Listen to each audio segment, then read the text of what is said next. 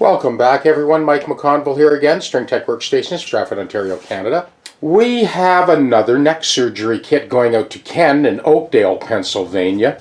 Now, this actually does come with a 10-point tutorial, and I also send out a link for a dozen videos, different case scenarios. Shout out also to Douglas Santaniello in Gainesville, Florida. Your XLT unit is on the way.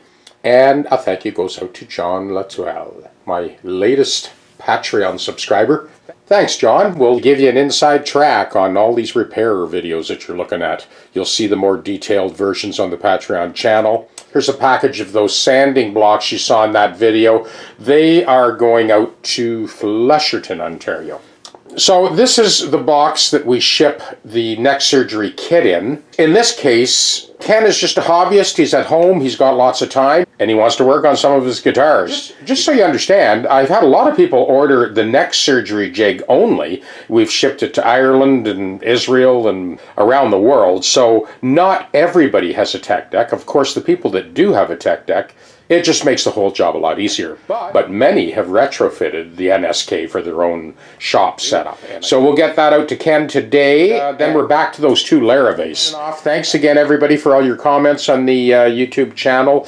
I'm still kind of astounded that I'm up to 72,000 views every 7 days. Not too sure where that came from, but very happy to announce that. Stay safe, everyone. We're not going to talk about that C19 thing. We have much better subjects to dwell on. And as always, there'll be plenty more videos to come. I've made this thick brass bushing, which is going to buy back some real estate on the threads of that truss rod. Okay, so now we can put some serious torque on that truss rod. There's lots left on those threads.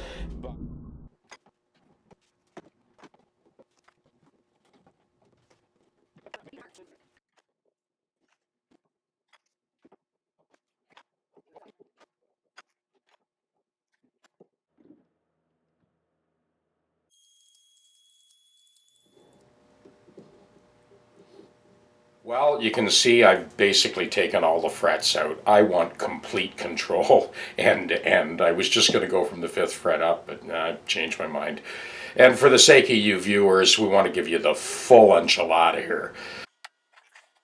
So I'm just going to mark that ebony where we're going to take this down. We'll get it right this time.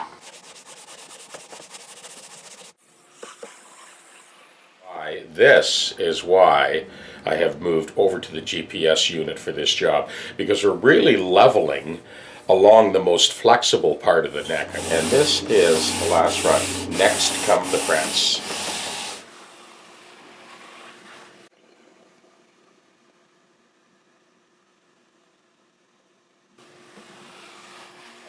I have demonstrated this in plenty of other videos, but I want to explain what we're doing and why we did it. So, first of all, I put in this case, the 14th fret and the 3rd fret. Those frets serve as pilot frets. Let's put the rest of the frets in. Well, this guitar is done. We're going to bring it in the house in a second and let you hear it.